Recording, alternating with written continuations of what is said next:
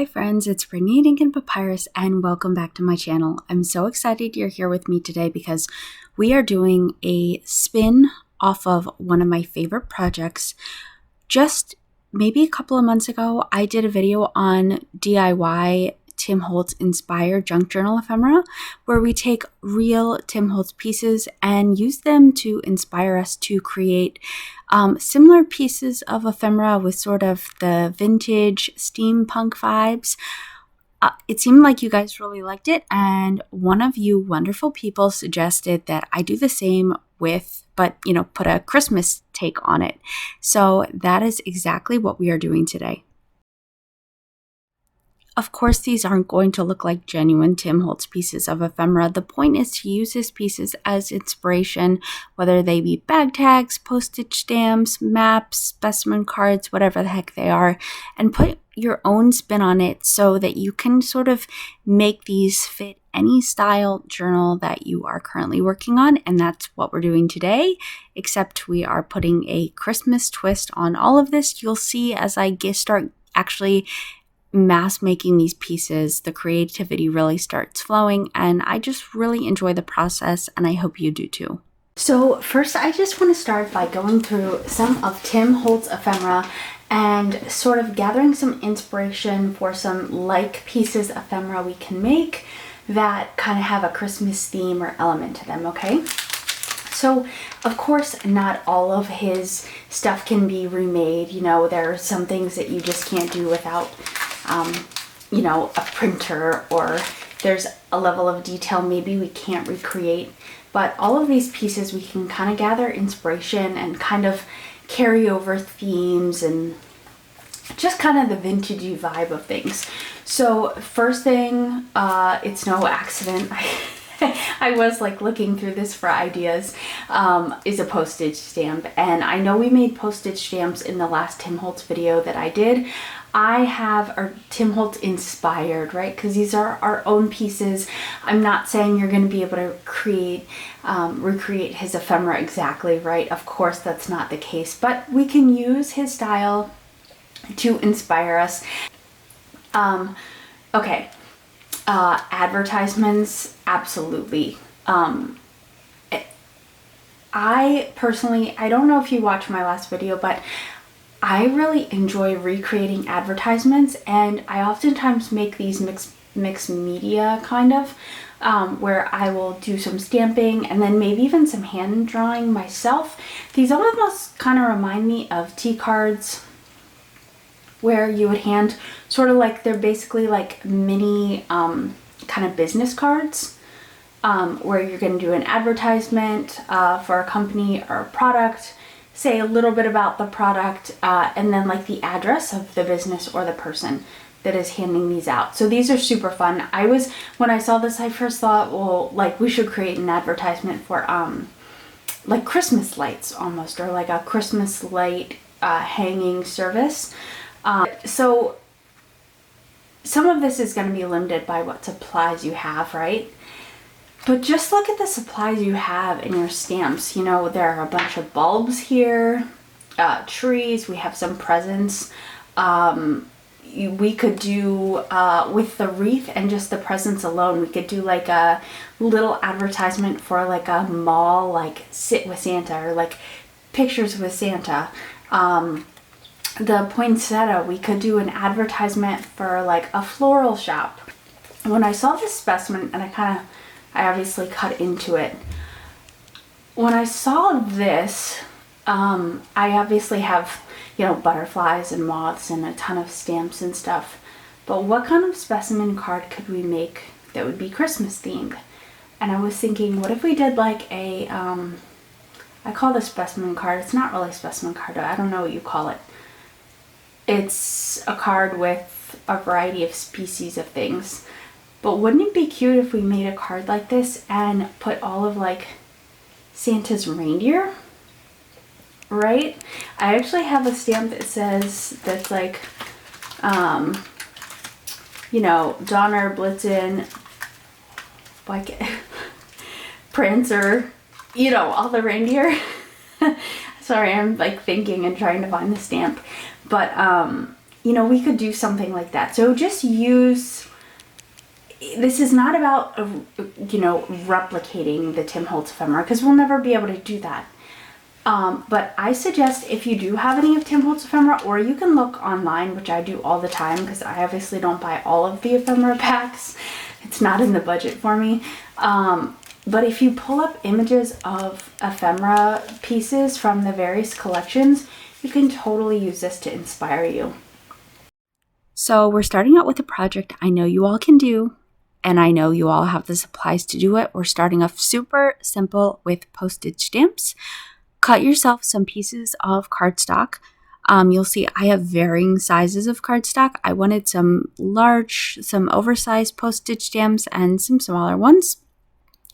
And just some watercolor paints. We'll do a little bit more decorating later, but we're just starting right here. So make sure you grab yourself some cardstock or watercolor paper. You won't want to use regular copy paper, or else you're going to get a lot of wrinkling with the amount of water that we're placing on these. And I just group my pieces of paper into a couple of different groups. I do a kind of blue and gold, and then I do another group where I kind of carry over the gold and add some pinks, and then kind of another group where I add some greens, just to get a couple different kind of color schemes going. This is meant to be really fun, so don't overthink it. And you, of course, can use any watercolors you like. Throughout this video, when I use my watercolors, I primarily use the metallic ones, just because I think the shimmery nature of it really lends itself well to Christmas and the winter themes. But again, use any watercolors you want. And by the way, if you have regular watercolors, but you would really like some shimmery tones, you can try, and I don't think I've done this before, but if you have like an old makeup palette, and I was just thinking, if you have like some old like shimmery eyeshadows, you could kind of scrape off some of that and mix it with a little bit of alcohol, and then try mixing it into your paints. I just kind of thought of that. I know I've used shimmery sort of old makeup in my journals before. I don't know that I've ever mixed them into regular watercolor paints. So let me know how that goes if you try it. But just an idea, if you're sitting at home and you really like the look of the shimmery paints, I don't know, try it. The water droplets are definitely going to take a while to dry, so I just carefully blot them with a paper towel. Of course, you could try and dry these with a hair dryer or some kind of craft dryer, or you could let them air dry, and though, let's face it, how many of us are actually that patient? Definitely not me. Okay, so it's time to decorate these postage stamps. Now, of course, you can stencil on them, you can hand draw on them, you can write on them, whatever you would like. You can fussy cut out some things, some digital images, and put them on, or you can kind of just stick to creating an abstract background with some other mediums if you would like. I decided I wanted to do some rubber stamping on them. And yes, you'll notice that this video is kind of heavy on the rubber stamping and watercolor paints. I hope you don't mind. Of course, there are 1,000,001 ways to recreate Tim Holtz's pieces of ephemera. It's just kind of my personal preference and how I tend to lean. And maybe part of it is because I don't think I'm the best drawer, and I definitely don't have the best handwriting. In fact, I have some of the worst. So I think maybe that's why I usually lean in favor in terms of doing a lot of stamping and painting. But really, I hope this video gives you a lot of ideas just as to how you can put a Christmassy spin on regular embellishments that you may make day to day. That's more the purpose of this video, and how you choose to do that is completely up to you. I hope that makes sense. That being said, I want to point out that some of the stamps I use are Tim Holtz genuine stamps, like the snowflakes. But most of the stamps that I use are actually just off of AliExpress or Amazon or the thrift store, and paid a couple of bucks for each of the sheets. Usually I buy them when they're on sale. So, I don't remember, like, if there's a specific stamp set you're interested in, drop me a comment below. I will try and get back to you on that. But a lot of these I've just had over the years that I've gotten randomly online. So that's my other point, is you can use like really cheap stamps. You don't have to have top of the line Tim Holtz stamps to make ephemera that sort of looks like the types of ephemera that he has. So, and stamping in general is a great way to get ephemera pieces to come together really quickly and create some really spectacular designs without maybe having as much artistic talent as some of the other people in the group have. I really like the idea of creating like a starry sky scene, or just kind of any scene in general on these stamps. Just think about how you want to trim them at the end. Like, make sure you leave enough room at the edges if you are looking to cut them up with some deckled scissors to give them the actual postage stamp look. I decided not to do that with these. I'm just going to leave them perfectly square, so it didn't really so much matter for me.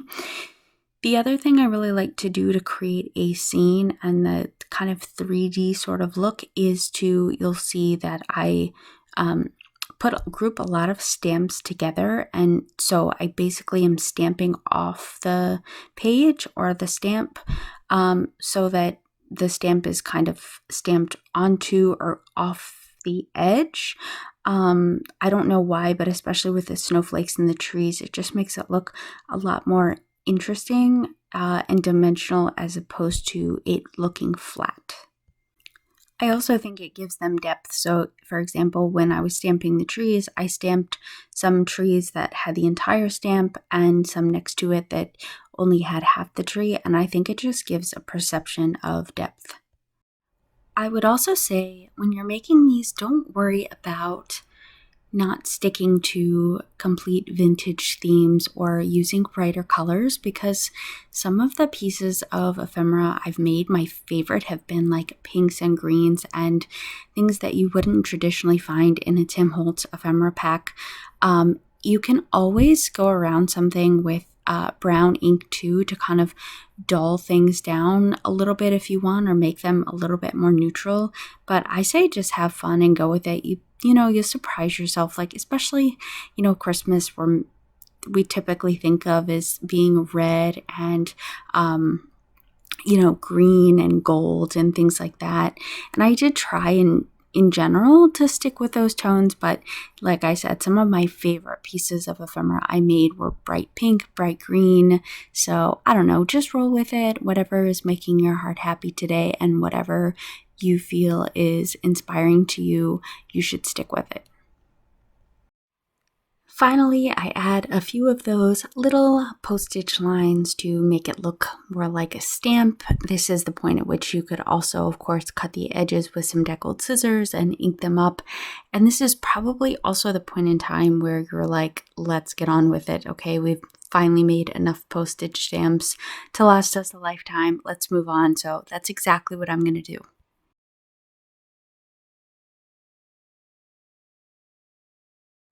So next I want to do some specimen tags with you guys. I don't know if you'd call them specimen tags, but sort of the picture we were looking at with the moths and butterflies and insects. You're taking one thing, but you're displaying a variety or an assortment of it in one place. And that's what I'm going to do here. We are going to start with some heavier cardstock, and you can use a tag punch if you have one.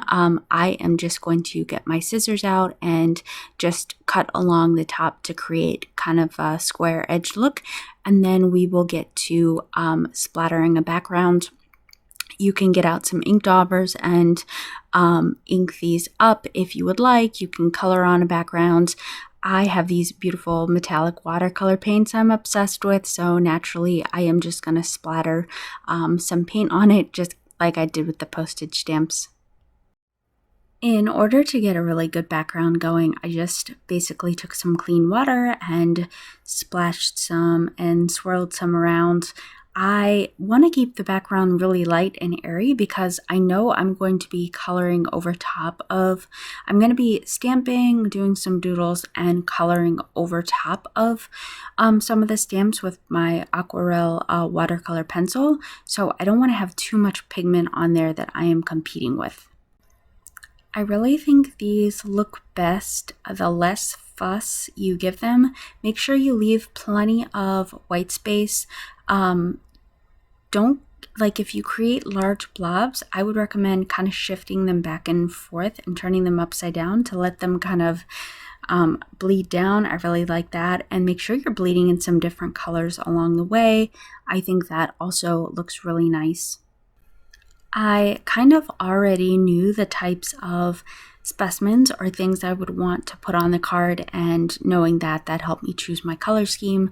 I knew I wanted to do a snowflake one, a plant or a mistletoe one, a Joy to the World one with those cozy Christmas cottage houses, one of the first stamp sets I used in this video, and then a deer one that I was going to use a bronze and kind of brassy tones for. If as you're doing the backgrounds you feel like the pigment is getting too dark, no worries, just add more water to dilute it down and swish it around. I did something similar with specimen tags on my last Tim Holtz video, and the one thing I really liked about these was going in to the design, whether you drew it or stamped it on, going in with watercolor pencils and coloring it in, shading it in, it really brought it to life.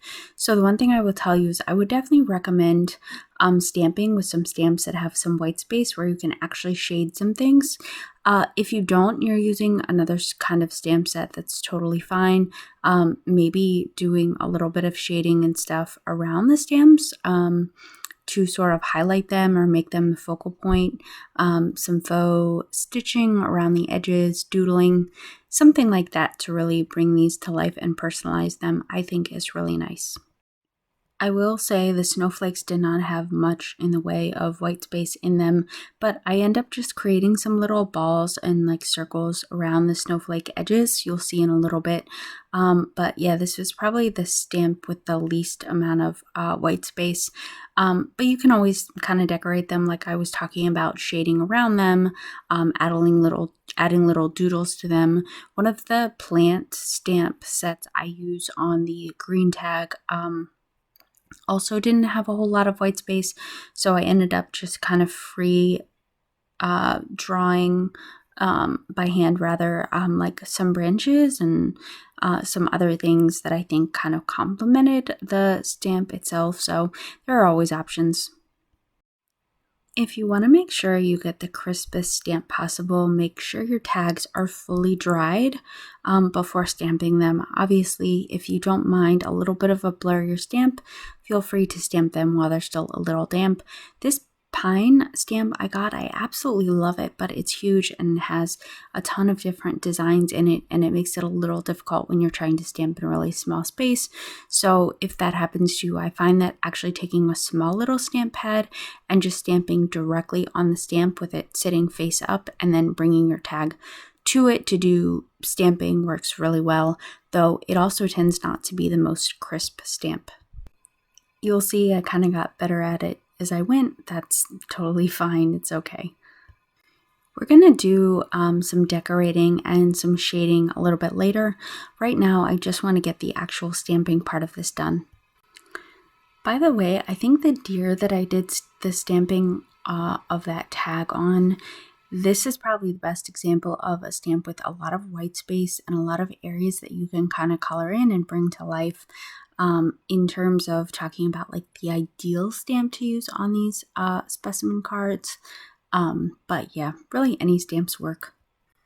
Also, because the deer stamp was so big, I made this one a little bit different. Instead of doing like stamping on like a variety of different species or kinds of things, I just did the one deer stamp.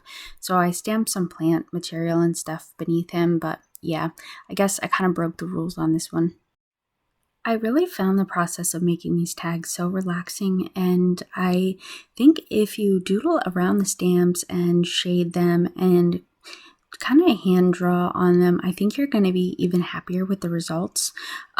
I do really like these aquarelle watercolor pencils. It really brings the pencil to life and kind of softens things up, especially if you feel like you're just not the best artiste there. It kind of softens everything and just makes it look like it's meant to be where it's meant to be.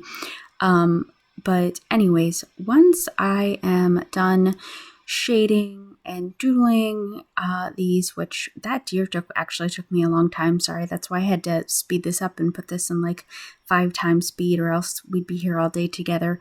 But anyways, once I was done doing that, which I really do, I love the way this deer came out. I end up going around it with some brown inks, and you'll see that I end up doing this with basically all of the ephemera I make in this video, and that's because I did use a lot of bright colors I guess I wasn't really expecting to use, and I felt like it kind of muted it down and still gave me those nice vintage vibes that I was going for.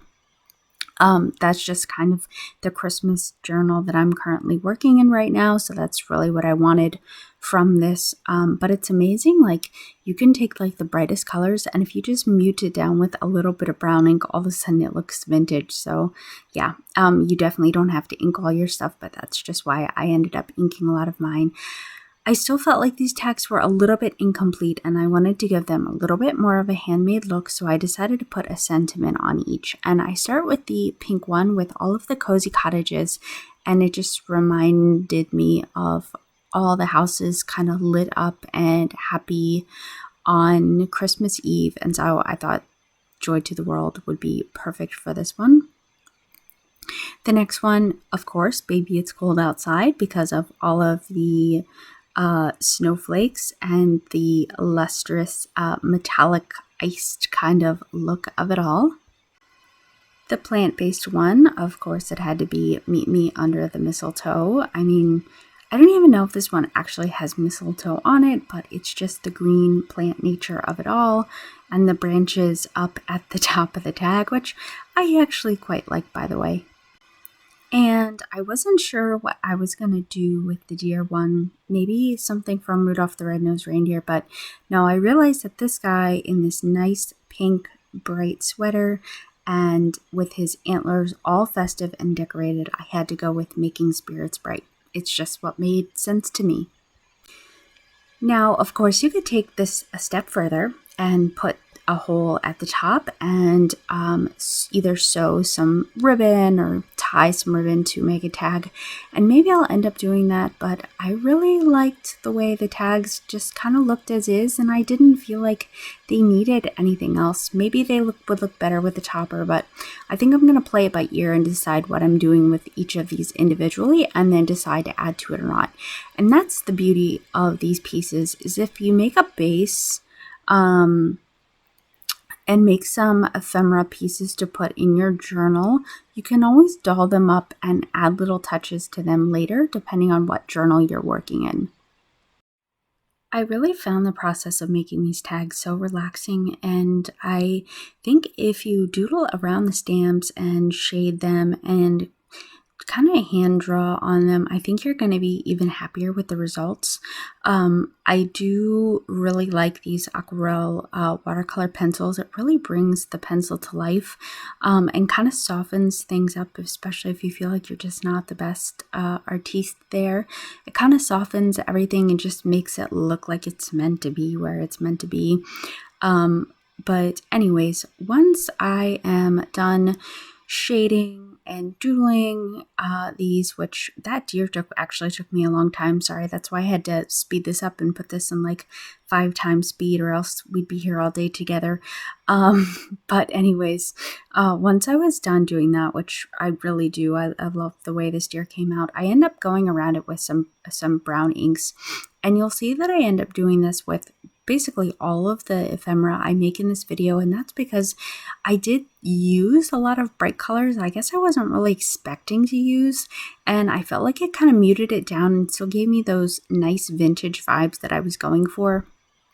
That's just kind of the Christmas journal that I'm currently working in right now. So that's really what I wanted from this. But it's amazing. Like, you can take like the brightest colors, and if you just mute it down with a little bit of brown ink, all of a sudden it looks vintage. So yeah, you definitely don't have to ink all your stuff, but that's just why I ended up inking a lot of mine. I still felt like these tags were a little bit incomplete, and I wanted to give them a little bit more of a handmade look, so I decided to put a sentiment on each. And I start with the pink one with all of the cozy cottages, and it just reminded me of all the houses kind of lit up and happy on Christmas Eve, and so I thought Joy to the World would be perfect for this one. The next one, of course, Baby It's Cold Outside, because of all of the snowflakes and the lustrous metallic iced kind of look of it all. The plant-based one, of course, it had to be Meet Me Under the Mistletoe. I mean, I don't even know if this one actually has mistletoe on it, but it's just the green plant nature of it all, and the branches up at the top of the tag, which I actually quite like, by the way. And I wasn't sure what I was going to do with the deer one. Maybe something from Rudolph the Red-Nosed Reindeer. But no, I realized that this guy in this nice pink bright sweater and with his antlers all festive and decorated, I had to go with making spirits bright. It's just what made sense to me. Now, of course, you could take this a step further and put a hole at the top and either sew some ribbon or tie some ribbon to make a tag, and maybe I'll end up doing that. But I really liked the way the tags just kind of looked as is, and I didn't feel like they needed anything else. Maybe they would look better with the topper, but I think I'm going to play it by ear and decide what I'm doing with each of these individually, and then decide to add to it or not. And that's the beauty of these pieces, is if you make a base and make some ephemera pieces to put in your journal, you can always doll them up and add little touches to them later, depending on what journal you're working in.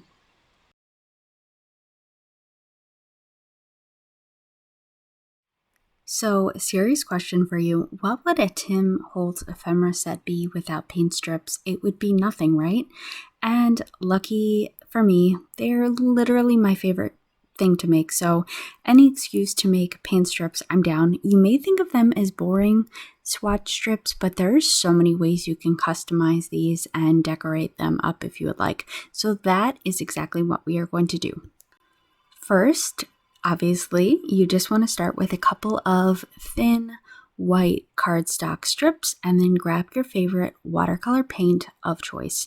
Of course, you can make swatch strips from different mediums if you want to use a different kind of paint, colored pencil, crayons, something acrylic, like gelatos, be my guest. But again, I am obsessed with these watercolor paints, so for me, it's going to be shimmery watercolor paint strips. I want to make paint strips with varying shades of a single color, kind of like your traditional paint swatches. So I'm going to start with some gold. Now, of course, you can mix and match these. If you have a palette next to you where you can mix up paint, I say right on. We're going to make these strips a little bit special, and I'm going to show you at the end, once we have our swatches done, we are going to put a really, really nice Christmassy twist on them. Once I finish my gold, I am going to do a light kind of iced green. Well, actually, mine's going to get progressively darker and not be a light ice green anymore, but that's going to be the first color on the swatch. Personally, when I'm doing my swatch cards, I like to go from lightest to darkest. That's just me, but you can do these any way you want. And of course, you don't have to do squares or rectangles. You can do circles, you can do hearts. You could even do something clever like snowflakes or presents. You know what I mean? Like stack up presents You could actually even rubber stamp these and then shade them in with the, like, so let's say you have a stamp of a present. You're going to stamp the present, 4 or 5 times over and then just shade in the present with the different swatches. Why am I just now thinking of this? If you are worried about it being confined within the lines and bleeding over onto the swatch page, what you could do is stamp your presents, or whatever, I say presents because I'm using it as an example, onto another page, shade them in with your paint, and then just fussy cut them out and glue them down onto your actual swatch, just sequentially so they're all 4 in a row. I just thought of that. I really like that idea. Maybe I'll have to do this later. That would definitely be one way to Christmasify these up. Christmasify, maybe. But it would be one way to put a really festive twist on these, but we're going to do something a little bit different today. I'm going to put a Christmas twist on these just by naming the shades with some festive flair, and you'll see what I'm talking about in just a second.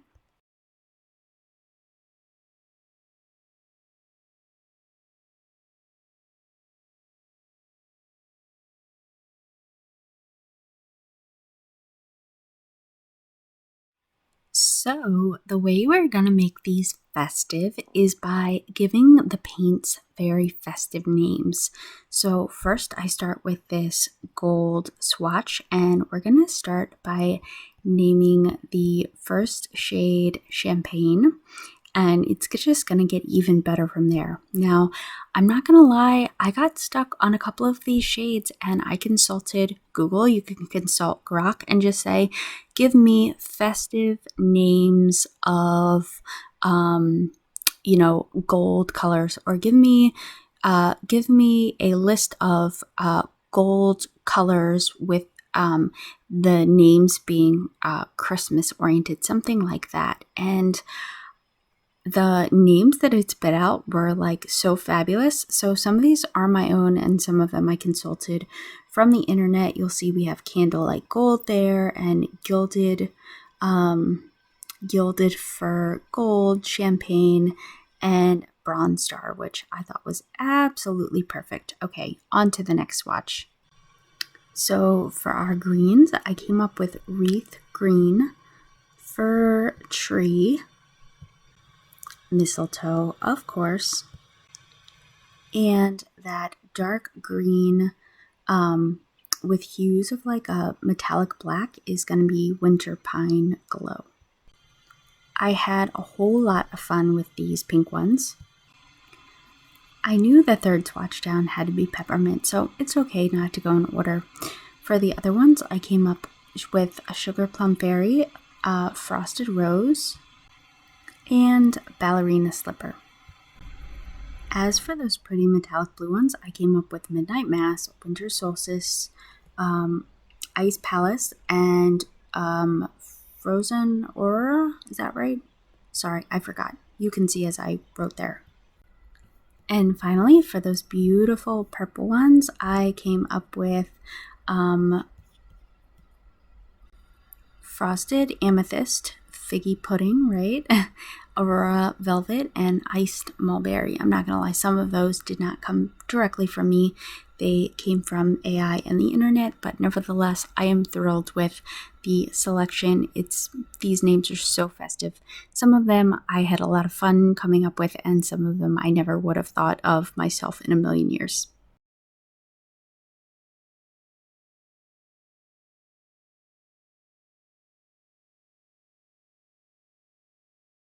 Next are ads and business cards. So I have to tell you guys, this is truly where I felt like I was at my most creative, because you sort of start with a concept. I use the supplies on my desk to really inspire me to create something. So basically I started with a picture or an image first, and then created an ad around that. So whether you have stamps or digital images or stencils, I recommend picking one to sort of start your theme, putting that down on the paper, and then working your ad around that. And that may seem kind of vague, but you'll see where I'm going with this in just a second. First and foremost, you want to get some heavy cardstock and you want to cut the pieces basically into a rectangle fashion, a couple inches wide, and I would say maybe like 4 inches long. You want them to be larger than your average business card because otherwise you're going to feel trapped. I think when you're trying to be creative with these, you're probably going to want to do some writing and you're going to just feel like everything's cramped and you don't have enough room. So make them larger than you think you need and maybe start from the center, and you can always trim off excess if you need at the very end. So we're going to start these cards by stamping, and I started looking through my stamps and I see a bell with some garland and Christmas decorations, and I decide right away that this is going to be an ad for a Christmas decor store. So this is what I mean by either picking a stamp or a digital image or stencil and allowing it to inspire you and just kind of going along with it. So get your stamp down, do a little bit of decorating, and then we're going to continue on with the advertisement part of it. So once you have your decoration on, I recommend starting with a slogan, and usually the creativity kind of just goes from there, and you don't really need any help with the rest of your advertisement because you'll figure something out. These are so easy to put together, but I recommend just making up like a slogan for the store, or the business, the purpose. So here I put Christmas decor, trees, and more, just a 1 or 2 liner for what the business has to offer. And you can put that anywhere you want. I chose to put it to the side. I find that writing things in different corners kind of makes things look a little bit more realistic, and it just is more pleasing to the eye because I feel like it's more balanced in terms of where the white space is. Like the white space is spread out all over the place as opposed to having a bunch of stuff, jumbled together under the decoration and the rest of your advertisement or your business card being blank. Next, you'll probably want to write the location of the business or a phone number or something like that. So I just usually make up an address, something that sounds not too corny, and put that to the side, usually in a little bit smaller print.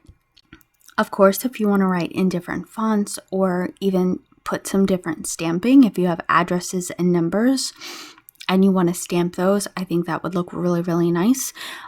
For these especially, I like stamping if I'm doing multiple stamps. I like doing it in different color. It kind of just, I don't know, I don't like it when everything kind of blends together. It just looks busy and jumbled to me. I like having distinct areas of the tag, but again, that's just my personal preference.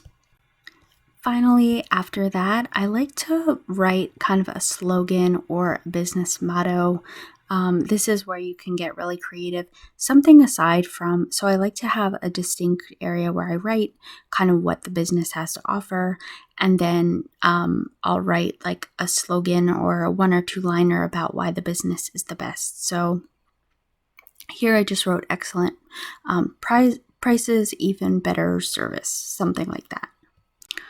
Now I'm working with white cardstock for all of these projects because it was kind of just my preference for what I was making.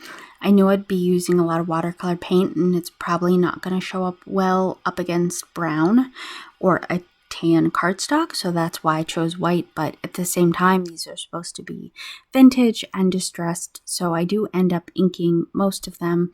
And there's something so great about brown ink. I think I used primarily gathered twigs and the Tim Holtz ground espresso when I did my inking in this video. But yeah, just add a little ink to it and it automatically dials up the vintage quite a bit. So I know my voiceover is a little bit behind here. Sorry about the mistiming, but as for my second card, that cute little picture of the kid with the candy cane, I realized I had to use that. And I was going to do an advertisement for pictures with Santa, like at the mall. I thought that would be really, really fun. So I just stamped him there. And then found a picture of a really large tree, did a little bit of other stamping, again, added an address and sort of like a little, basically something about like when prints would be available for pickup and the cost of the print. I think I put free with a donation to the food pantry, something like that. Again, just like a little, they don't even have to be advertisements for actual businesses. They can be promos. Yeah, how about like Santa's magical train ride, you know, like the trains they used to have at the mall that you could ride around. Now I'm really dating myself here, but you get the point. Like they can just be cute little promos for even just like a, not like a haunted house like we'd have for Halloween, but like Santa's great light show, or cookies with Santa, something like that. You know what I mean? Something cute and very cozy and festive. They don't actually have to be actual businesses. They can be really fun events. As for the snow removal service, I was actually kind of proud of this one. I thought this was really creative. Of course, it was Frosty the Snowman that prompted me to do this one. So you have to remember, like, businesses, advertisements, they always find some kind of catchy image and kind of go off that, right? It's kind of like clickbait. You gotta catch someone's interest really quickly. So be creative about these. Even if it's something as boring as a snow removal service, I'm sure you could make a really cute advertisement about it. I do wish I would have incorporated some more colors into this. Everything is gray or black. I kind of wish I would have made Frosty blue, but anyways, maybe I'll go back in and do some shading with some of my watercolor pencils just to add a little bit of pop to the ad. But overall, I was kind of pleased with how creative I got with this one. And finally, there's no way I could make these without making one for a Christmas tree farm. So that's exactly what I did. And when I stamped the trees, I stamped them in a pattern that I hope gave it a little bit of depth and some interest by stamping some in the back and some in the foreground and some kind of off the page. I really like this technique. It really just makes things look less flat, you know? As for the Christmas tree farm advertisement itself, I thought it would be cool to just write exactly what it is, a Christmas tree farm, put the address of where the Christmas tree lot is, and just list some of the trees that they have for sale. So I kept this one really basic. And the slogan on this one was, "You pick it out, we'll cut it down." Pretty self-explanatory, right? By the way, what do you guys do for your Christmas trees? Do you have an artificial one that you just bring out every year, or do you actually go pick one out, a real one? Is it worth the trouble? Is it just something that you do because it's like a treasured Christmas tradition at this point? Drop me a comment below. I'm an artificial tree kind of girl, and I got one on sale one year. I couldn't believe, I went to the store the other day. I couldn't believe they want like $400 for a tree. I think I got one like 5 years ago. It has like some garland on it and the fake artificial snow, and it still looks great and it fills out nicely. So maybe I'll start going to buy one when I have to ditch the artificial tree I have, but for now I'm pretty happy with the fake one. And speaking of happy, I can't believe how great all of these turned out. I absolutely adore these. I do think these may look better on like some tea or coffee dyed cardstock to make them look like older advertisements, but really I'm thrilled with them, and I will definitely be making more.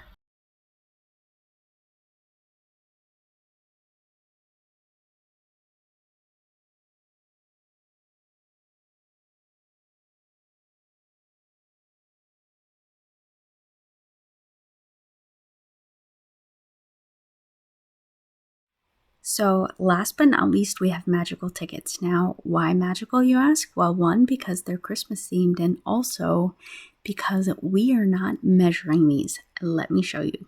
So get yourself some thin strips of paper, as long as you would like, and I want you to just put your ruler down. Think in your head how many tickets you want on these, okay? They don't all have to be even, and I'll show you why. It kind of makes sense. So put your ruler down, and I want you to make as many lines as you want tickets. Or for example, if you want 3 tickets, I want you to make 2 lines. Kind of make them equidistant. I mean, It's really not that important though. And I'm going to show you, even on the tickets where the ticket stubs are completely uneven, we can easily work that into the design and make them look legit. So once you put your ruler down, grab a hole punch or a crocodile or something like that, and we're just going to be punching some holes at the edges of the paper where the line meets the edge of the paper. And that is it. That is all you have to do, and then we will get to decorating. These can be as simple or as fancy as you want. I just think once you draw those lines and punch those half holes on the side of the paper, it automatically to me looks like a ticket. So this is where I got out some of my other supplies, and I got out some stamps that weren't just Christmas themed. The first ticket I wanted to make was a Santa train, kind of like Polar Express themed ticket. That's exactly what I was thinking about when I kind of came up with this project. So Polar Express themed, I found a ticket or a stamp that says railway, and I found some numerical stamps and decorated a little bit, just wrote a couple of extra things on the side. So the reason why your tickets don't have to be equal in space is because think about it. When you get a ticket stub, one of them you keep, maybe one of them you actually give to the merchant. And depending on, like, usually the decorative part is the larger stamp, and then the side part is smaller, like the admit one or the like ticket stub. So oftentimes tickets are in varying sizes anyways. That's why they don't all need to be the same size, and it still looks legitimate. Just try and draw straight lines if you would. As long as the lines are straight, it doesn't matter how many tickets you have on the roll, and it doesn't matter the size. Now, of course, if you're really anal retentive, you can feel free to measure them to make sure they're equal, but I don't think there's any need. As for decorations, I think these would look really, really nice with some actual stitching along the edges, or even some faux stitching that you draw on. And when you stamp them, I also think it looks really, really nice if you stamp off the edge and don't do a full stamp. That's why you see me a lot of times lay the stamp down on the desk and just apply the stamp pad to it, to the parts of the stamp that I want showing down on the paper. When I saw the stamps of the mistletoe and the poinsettias, I needed to do a ticket to a flower show. So I just wrote Mrs. Claus's flower show, I think, because, I don't know, it's just the first thing that came to my mind. And see, when I drew the lines for the tickets, they're completely different sizes, they're completely uneven, but it kind of looks like an actual ticket would look, you know what I mean? Not like a ticket stub where you're wrapping the tickets up in a roll where they're all even, but a ticket that you might get to go to a theater or a play or some kind of event. If you're struggling to figure out what to write on the ticket and you still have blank space, obviously admit 1 or admit 2 and pick a date, maybe what the attire should be, or the rain policy, or information, or like the address for a business or slogan, kind of like we did with the advertisements. There's always something you can kind of put there.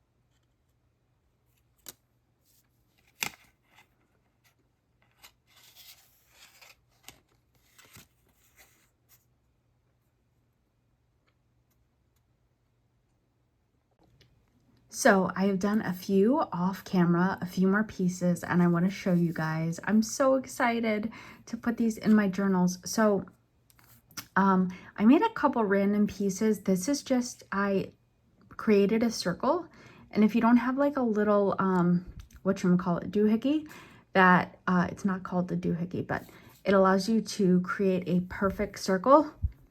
Just trace an item on a sheet of paper, something circular. Anyways, that's the easy hack for that. I stamped a deer and went in with my watercolor pencils, my aquarelle pencils, and just added a little bit of water, and I think he's so cute.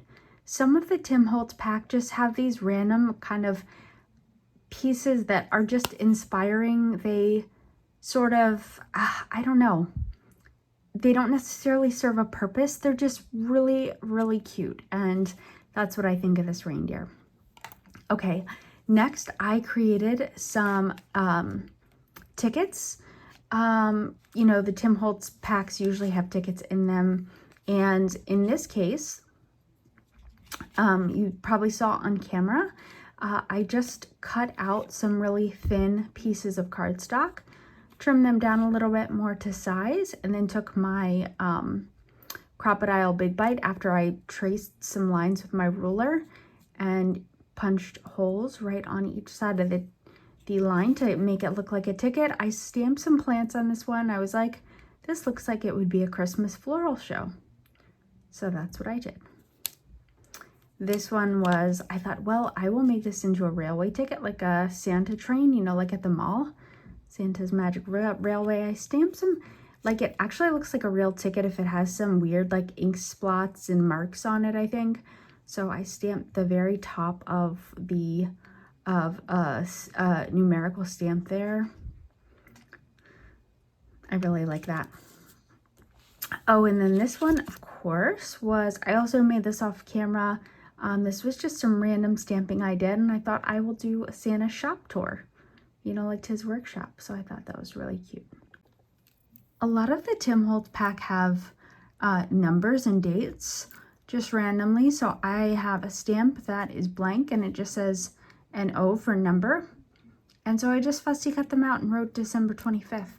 If you're doing a December daily, alternatively, you could simply write a different day of December on each of them.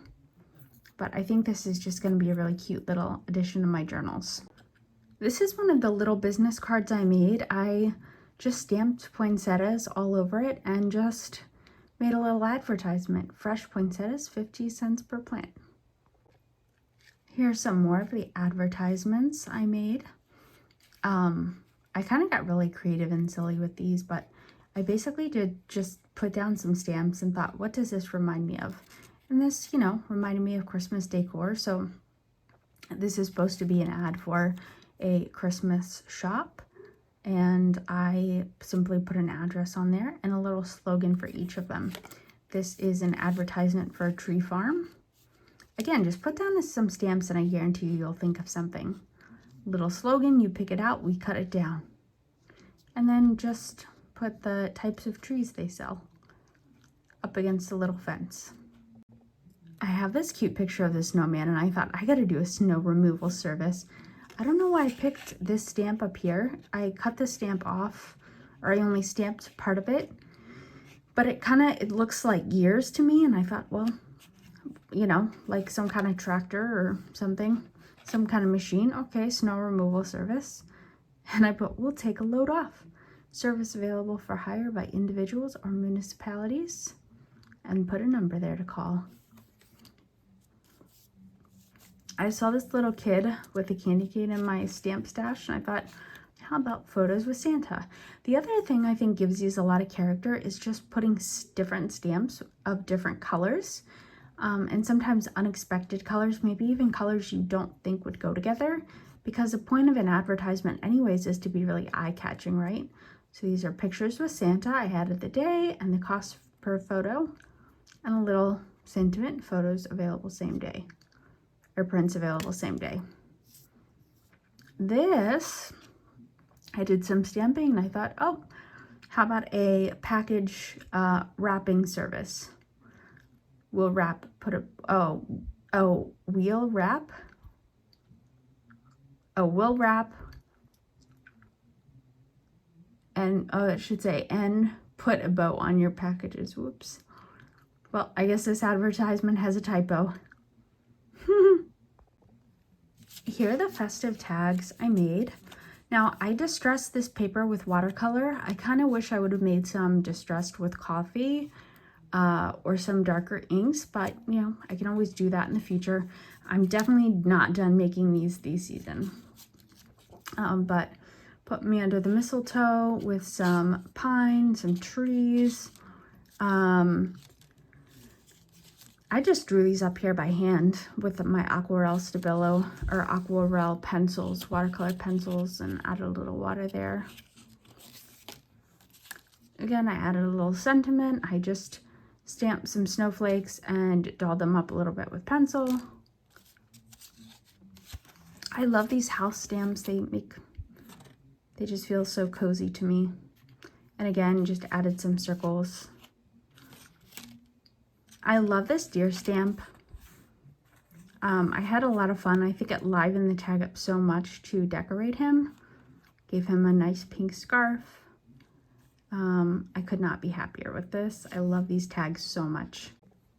Okay, paint strips. Oh, I love these. I love the names.